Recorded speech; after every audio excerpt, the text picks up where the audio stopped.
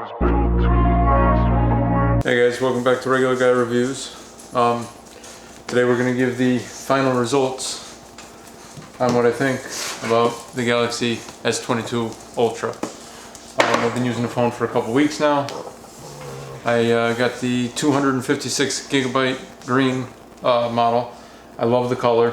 I have been using a case. I know my Tab S8, I've been using the Unicorn Beetle Pro case. Unfortunately, I didn't see that they made it for the S22 Ultra at the time that I bought a case, so I ended up using the clear case from Spigen. I believe it's Spigen. Yeah, it's Spigen. It doesn't say what model it is. It says air cushion technology, but I wanted clear so that I could showcase the green color because I bought the green color on purpose. So we'll go down to the desk, show some features. There are some features that I do and don't like about this phone. There are features that I wish the Pixel had. There's features that the Pixel does better. There's stuff that Samsung does better. And there's recently come to light that the phone has been kicked off of Geekbench or some benchmarking thing. What does that mean for regular consumers like you and me that are actually using the phone every day? I will tell you I have found a couple of jitters every once in a while. We'll get down to the desk. I'll show you what the screen looks like. I'll show you exactly what I like, what I don't like about the phone, and whether or not you should go and buy this. So let's get down to the desk and I'll give you a close-up on it. Alright guys, first and foremost, it is Smurf approved. I'm a big fan of the Smurfs. Love those cartoon characters. So anyways, this is the S22 Ultra. Alright, so I've been running the always on screen. I did 1 week with the always on screen off. I did 1 week with the always on screen on.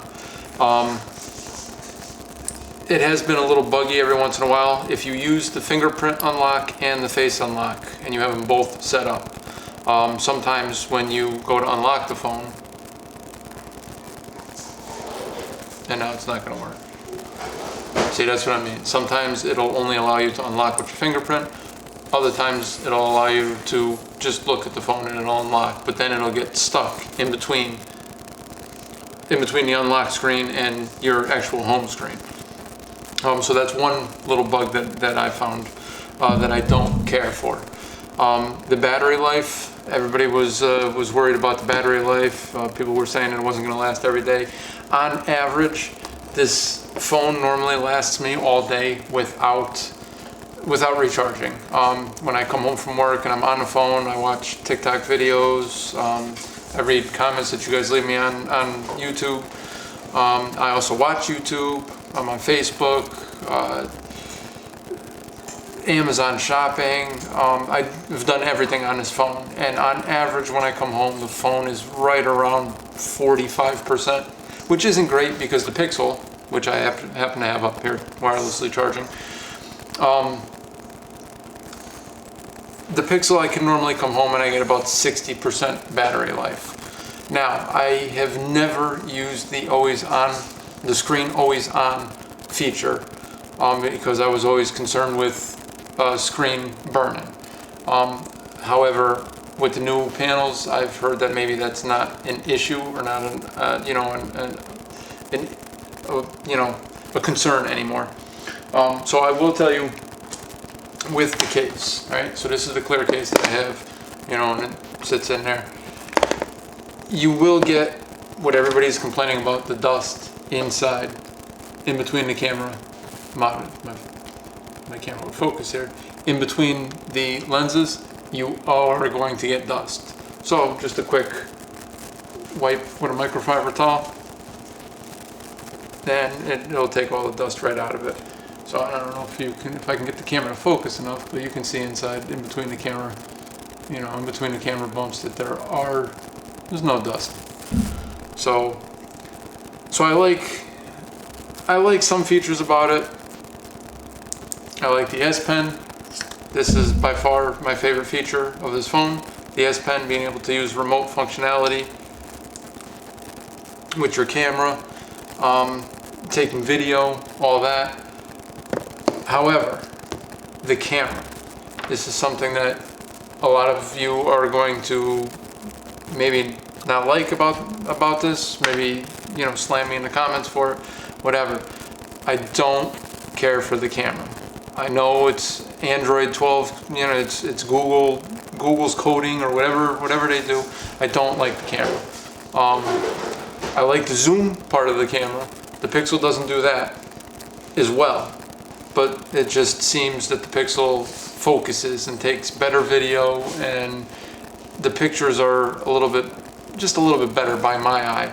I did take some comparison pictures between the two. We'll put them up on the screen.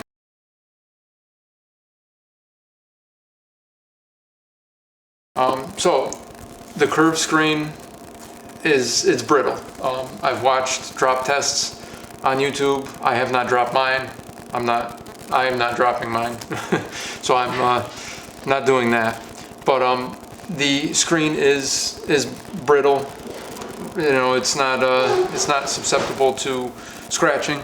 I don't use a screen protector. I only use a case, a minimalistic case. Again, this is the Spigen, whatever you want to call the case. So when you put it on, I mean, it is a fingerprint magnet. I don't know if you can see that in the light glaring. The screen on this, I absolutely love the screen. This blows the Pixel 6 screen way out of the water. So the screen is a lot better on this than on the Pixel 6. However, and the multifunction too, the split window. Let's see, for split window. So we'll do.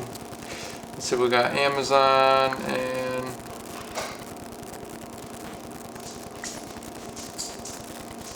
You know, so you can shop Amazon and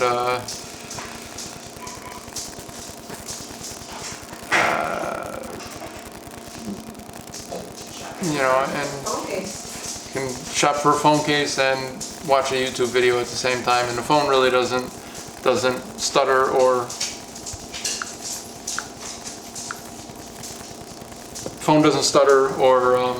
really lag down. So we'll go in here.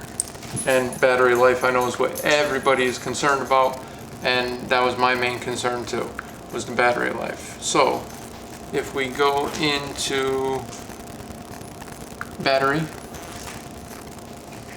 and we'll go into there. So let's see if we can look. So this, out of the box, you're probably going to be on optimized as far as battery. So this is going to cut battery down to your, I don't know if it's focused. I don't know why it won't focus. But on a,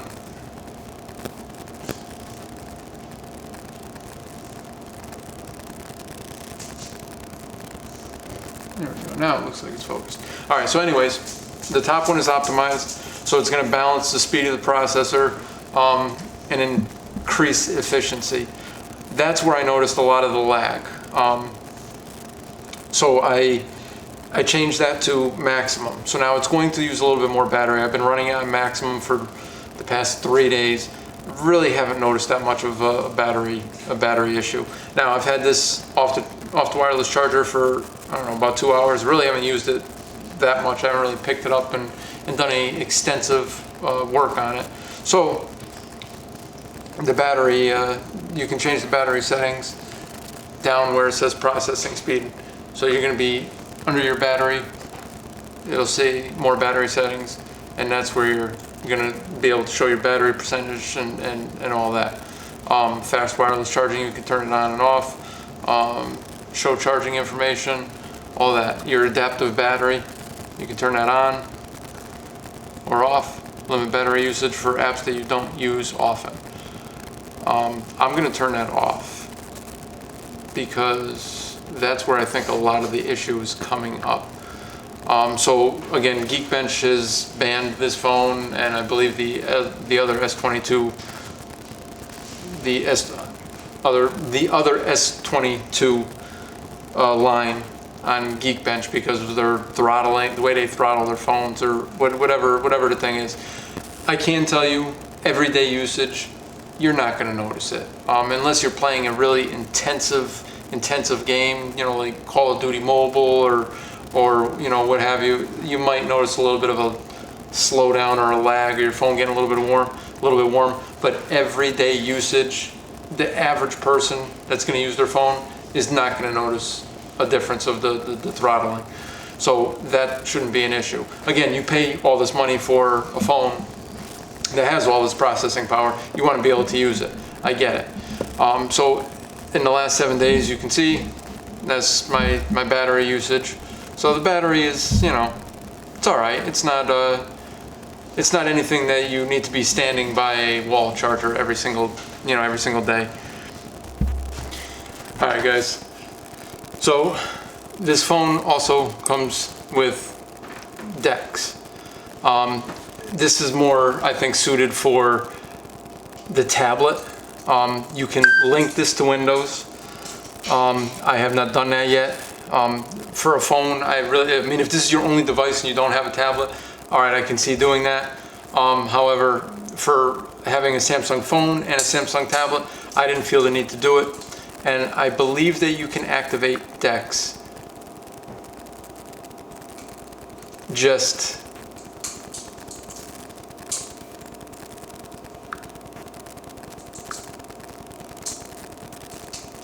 oh no, all right, so you can't. Decks on a TV monitor. All right, so we've got decks pulled up on the screen. I don't know if you can see, but down in the corner you're gonna have a little like square for your touchpad. This will turn your phone into a touchpad. So you have your app drawer with all your apps, and you pretty much scroll and use it like a mouse pad. That's pretty much what this does. Now, with this activated and holding the device and using it as a touchpad, I can tell you that the phone does get a little warm when you're shooting this to your TV. Here you can, you know, exit in your app drawer. You have the options to exit decks, lock it. You know, if you have a problem, you can contact Samsung, and then you have your navigation buttons like on your home screen. Just click the circle to go back home. Your settings. Double tap on it. Those are your settings for your phone. I believe 2 fingers scrolls, and then 1 finger is for. So if you do double finger, you can scroll through that menu, whatever it is, and 1 finger does the cursor. Then you have your volume. You have you can take a screenshot. How many notifications you got, you know, all your information is down on the bottom. I don't know what happens when we go into Google. I don't know if this opens up the browser. It does open the browser. We can maximize that, and it goes to the whole screen. So anyways, when I plug in my phone with the USB, this car does not have wireless charging. It does not have wireless Android Auto either. So I have to use the old school USB Type-C. So, you know, I normally unlock my phone, plug it in first, then I'll hit the push to start button. There'll be a message that comes up on your phone to allow. I have it set that way. You can have it so that it doesn't set to allow connections between your car and the phone, and just automatically remember the car. But because I drive multiple cars, I always switch that around. So I have it so that I have to actually hit it. So again, Android Auto seems responsive. It's, you know, you can get your weather, you can customize things on your phone. It'll tell you the Smart Things app. I didn't sign into it. I don't know what this Smart Things does. I don't have any smart features in my car. I mean this is an old school manual transmission. You know what I mean? This is I didn't buy this car for what do you call it? For all the creature comforts. I only bought it for the performance aspect of it. However, so the Smart Things app, I'm assuming goes with like smart functions of your car. But the Google feature works just fine in this car. As far as changing settings, this car I can't change the heat or change the air conditioner or anything just by talking to the car. That you physically have to hit the button on a steering wheel. That opens up the Volkswagen voice service and not the Google service. There is no way to set up, at least in this car. There may be in other cars. That may be what the Smart Things app does, but this car and the Atlas do not have those features. So everything works. Your messages. I have none. Nobody loves me. Everything it's snappy, responsive. You get your game snacks. My daughter absolutely loves these things. And it boots up quick, fast. Everything works. By the time the car is warmed up, your Android Auto is ready to go. You got your calendar. I got my Sirius XM app. My Volkswagen home screen, and then into obviously right into maps. So this all works as it's supposed to, at least in this car.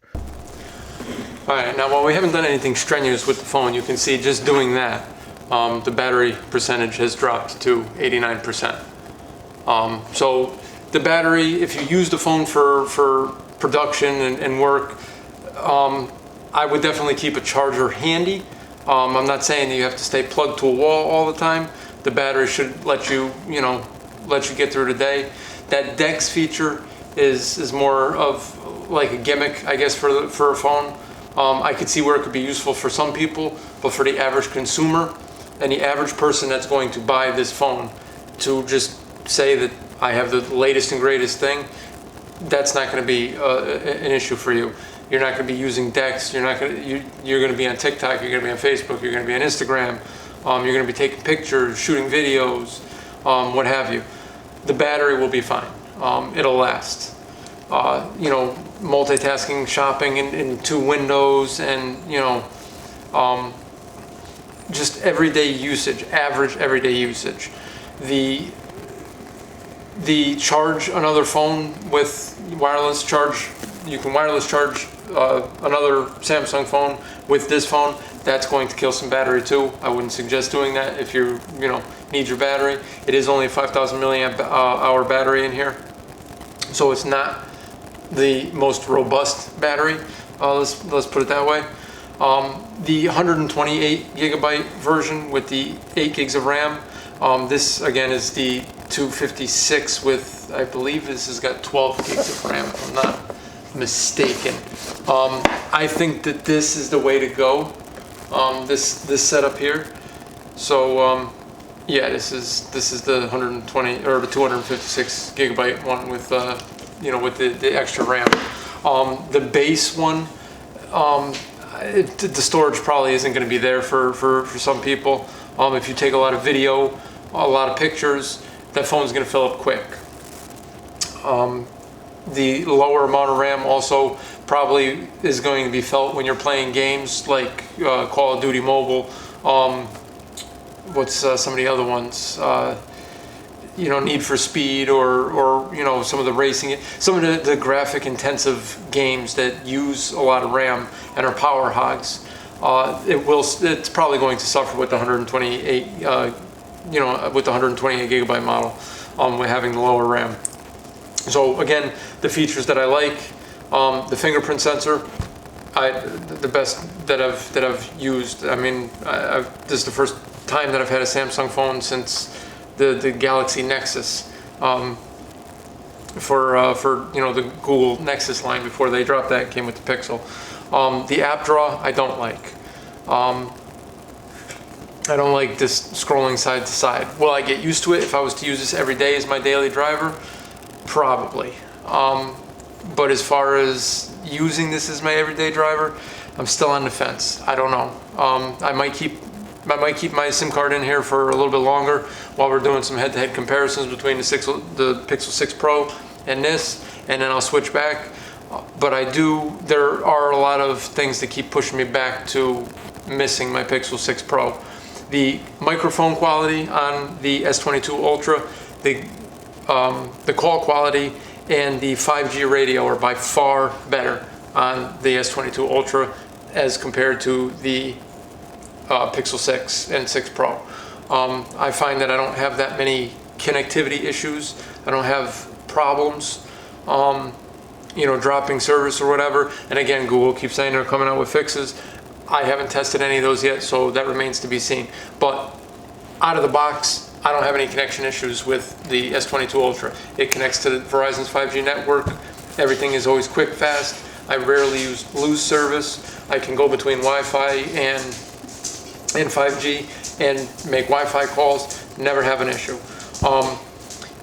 So those are some of the features that I do like. The S Pen again is another feature that I like. All right, guys. So final thoughts.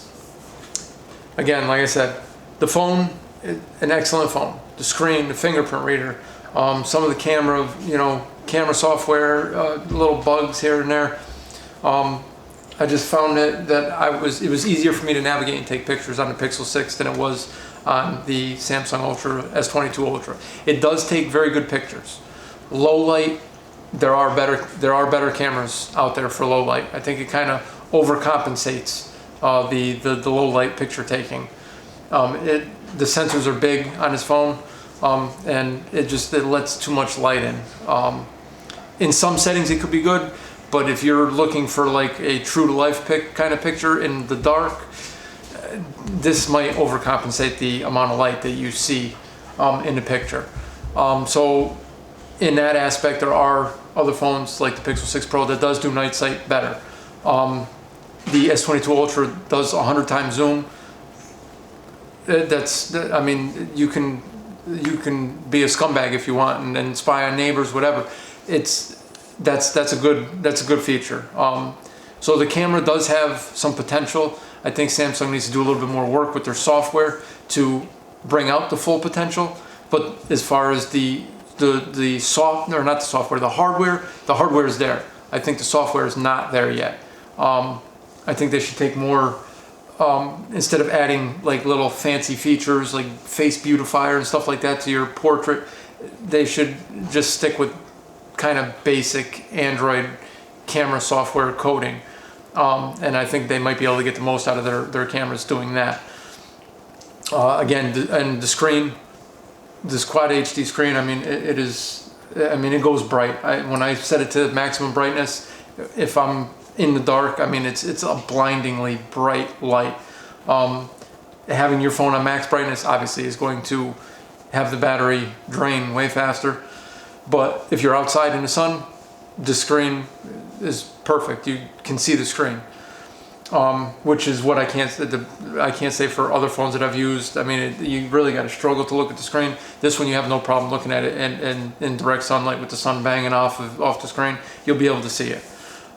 So the screen is gorgeous, beautiful. It's one of the best screens on any phone out there right now. The S22 line has some of the best screens out there. And obviously Samsung makes displays for the Pixel, the iPhone, but they're going to save their best display for their own products. Call quality is good on this phone, better than what I get on my Pixel. Again, I haven't tested an iPhone yet. That's coming. But so call quality, microphone quality, the screen, absolutely. So again, not $1,200. Paying full price. If you can get it on a discount, trading in an old Samsung phone, an older model, definitely go ahead and do it. You won't be disappointed. I'm glad I purchased the phone. I won't be returning it. I'm not sure how much longer I'm going to be using it as a daily driver, but I do enjoy the phone. There's a lot of features, like I said, that I do like. There's parts of both phones that I miss about not using on a daily. So again, is it worth your buying? Yes, absolutely. Only if you can get a discount. Don't pay full price for this thing. Just don't do it. If you have an S21 Ultra, a regular, or a Plus, you're really not getting much more in this. in the new line as opposed to the old one. If you're on an S21 and you just want to have the latest and greatest, go ahead and do it. That's your own, you know, that's your own hard-earned money. But if you are looking at it as this phone is way better than what you got and you need to upgrade, I wouldn't. I would wait until the next revision to see if it's any better, because you're getting minimal updated specs. Now, if you are on a Note 20 and you are looking for a new Note, the Note 20 is still, from what I've seen in reviews, still very comparable by today's standards. It is supposed to be updated. I don't know how many more software updates or security updates that you get. This one, Samsung is committed to 4 years of operating system updates, and I believe it's 5 years of security updates. So this phone is future-proof for a while. Not sure about the S20. But if you are somebody who's a die-hard Note fan, this is the phone. This is the phone to get. There's probably going to be some things that you don't like about the new. I mean, that's what this is. This is a Note. Everybody calls it a Note. It's really supposed to be an S22 Ultra. I get that. With the S Pen, this is a Note. This is not, you know what I mean? This is not a regular everyday phone. It's probably going to be big for some. So if you are looking to upgrade, I haven't reviewed the S21 Plus or S22 Plus or the S22 Samsung phones. That's way too much money for me to be shelling out on phones. But if you're somebody that doesn't think that they're going to like this big of a phone, because it is a monster, I would definitely go with one of those two phones. But again, if you're on the S21, just stick with what you got. This is really no better. Don't waste your money.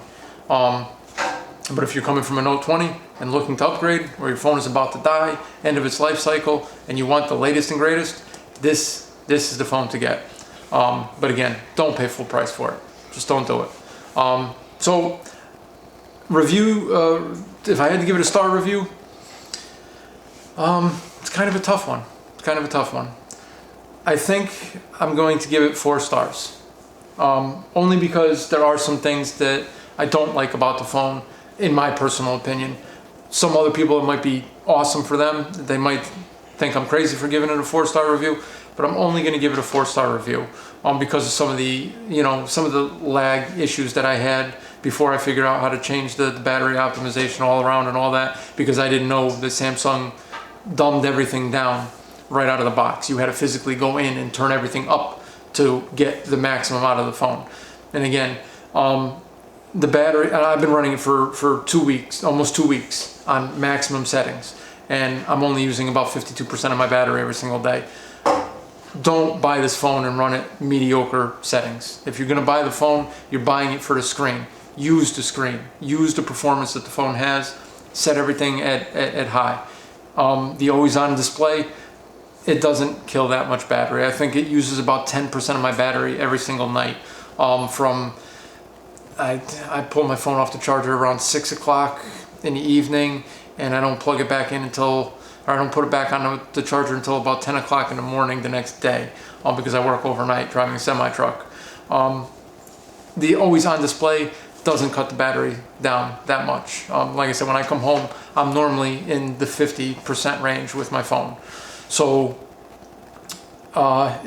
use the phone for what it is. Play around with the features, and you can decide for yourself. But again, if it was me, I'm telling you, as an average consumer, don't pay full price for this phone. If you can get a discounted deal, definitely go for it. But don't pay full price for it. I don't see the value. I don't see a $1,200 phone here. I haven't used a $1,200 phone, in my opinion.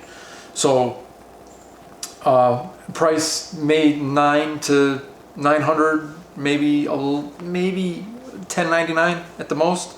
But even that's kind of pushing it. I mean, if this phone was hovering around $1,000, I'd say it's worth it. But the $1,200 that this phone cost, no. So again, 4-star review on this Samsung Galaxy S22 Ultra. Don't run out and buy it if you got an S21. Your phone is still good. It'll last for quite a while longer.